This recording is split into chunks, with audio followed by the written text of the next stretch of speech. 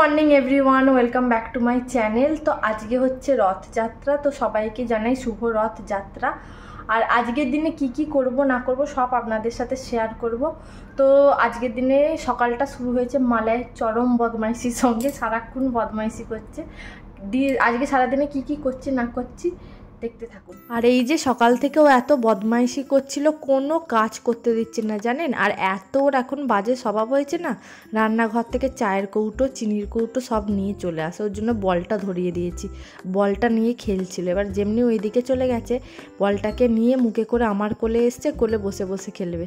আর যখনই ওর কাছ থেকে বলটা নিয়ে নিই দেখুন এরকম রিয়াকশান দেয়, কিছুতে বলটাকে ছাড়বে না, যত গায়ের জোর আছে দাঁত দিয়ে চেপে থাকবে। আর বলটা পিছলে পিছলে পালিয়ে যায় তো, আর ওরকমভাবে তত চেপে ধরে থাকে, এত বদমাশ হয়ে গেছে। আর দেখি ওর সাথে খেলতে খেলতে আকাশে মেঘ জমে এসছে, আর দেখে মনটা একদম ফুরফুরে হয়ে গেল। এই রথ, তার উপর আর বৃষ্টি, আর এত বৃষ্টি হচ্ছে, হেভি ওয়েদার হয়ে গেছে আজকে।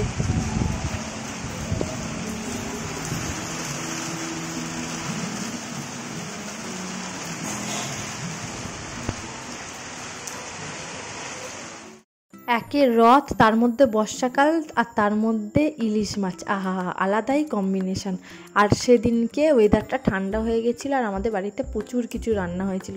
ইলিশ মাছের তেল পোটা, ইলিশ মাছের তেল, তারপর ইলিশ মাছের বেগুন দিয়ে জিরে দিয়ে ঝোল, ইলিশ মাছ ভাপা, যেটা মেন, খেতে আমার দারুণ লাগে। আমি এ বাড়িতে এসেই ইলিশ মাছ খেয়েছি, এর আগে আমি ইলিশ মাছ খেতাম না। আর বর্ষার প্রথম ইলিশ বাড়িতে এসছে, আহা হা, যা টেস্ট ছিল না মাছটার, মানে বলে বোঝাতে পারবো না। তেমনি পিসগুলো ছিল এত ভালো খেতে, মানে মনে হচ্ছে আরও 4-5টা খেয়ে নিই, এত ভালো খেতে। আমার ভিডিওটা করতে করতেও মুখে জল আসছে। আর ইলিশ মাছের মাথা দিয়ে কচুর শাক, তারপর হয়েছিল আমড়ার চাটনি, আর একটুখানি লেবু নিয়েছিলাম। এই ছিল আমাদের আজকের মেনু। দিয়ে তারপর একটু দুপুরবেলা শুয়ে পড়েছিলাম। Good evening everyone. তো এখন একদম রেডি হয়ে গেছি, সবাই বাইরে অপেক্ষা করছে, রথ আসবে। আজকে অনেকটা দেরি হয়ে গেছে, 6:30টায় রথ ঢুকছে আমাদের এখানে। তো এবার রথ দেখতে সবাই মিলে যাব, গিয়ে দেখা করছি। তো দেখি আমাদের বাড়িতে মেজোমাসি এসছে। মেজোমাসি আমার জন্য কাঁঠাল এনেছিল, আমি যেহেতু কাঁঠাল খেতে ভালোবাসি, মেজোমাসি অত দূর থেকে আমার জন্য কাঁঠাল এনেছিল। দিয়ে তারপর সবাই মিলে গল্প করছিলাম। দিয়ে বাবুকে জিজ্ঞাসা করলাম, গিয়ে দেখ তো রথ এসছে কি না। তারপর ও এসে বললো যে হ্যাঁ রথ আসবে, রেডি হয়ে নাও। দিয়ে রেডি হয়ে আমরা সবাই বেরিয়ে গেছিলাম রথ দেখতে। আর এবারে না রথ আসতে আমাদের এখানে অনেকটাই দেরি হয়ে গেছিলো, 6:30 বেজে গেছিলো, যে কারণে আমাদের এখানে না লোকও প্রচুর বেড়ে গেছিলো। আর রথ এত আস্তে আস্তে আসছিল, হেলে দুলে। আমরা কখন থেকে দাঁড়িয়ে আছি যে রথ আসবে রথ আসবে, রথের আগে যে বাজনা বেজেই যাচ্ছে, রথ আর আসে না। আর এখানে দেখুন না কত ভিড় হয়ে গেছে, এবারে প্রচুর লোক এসেছিল রথে।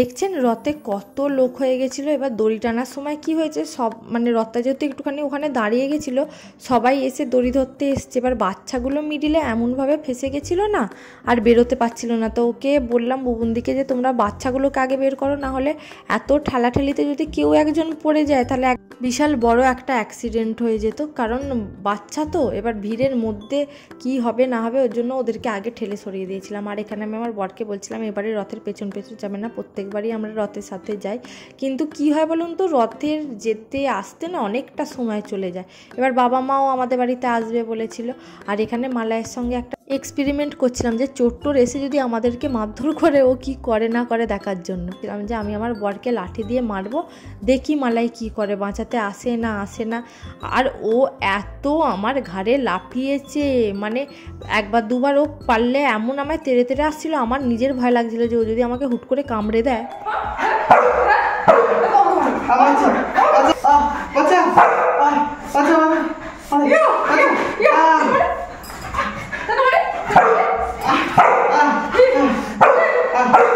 ঠিক আছে আর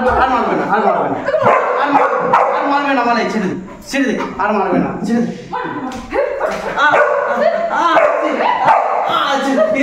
ঠিক আছে।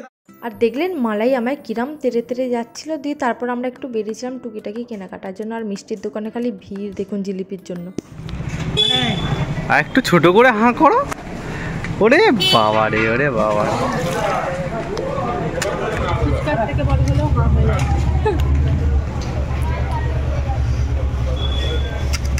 ফুচকা ইজ লাভ।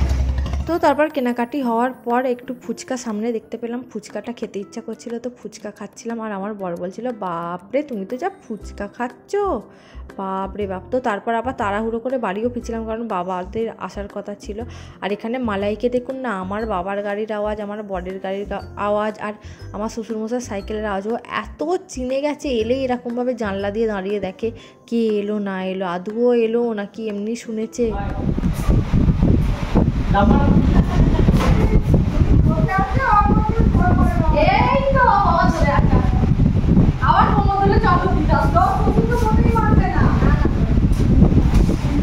কখন থেকে লাইন দিয়েছো? কখন থেকে লাইন দিয়েছো গো? অনেকক্ষণ লাইন দিতে হয়েছে।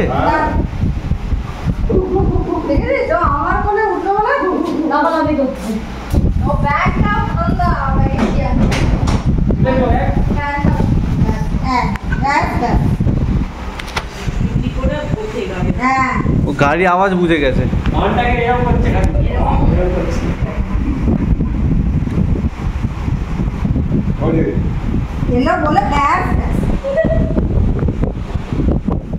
আর দেখুন না আমার বাবার সাথেও কি করে, বাবা এলে মানে বাবা হচ্ছে ওর খেলার সঙ্গী।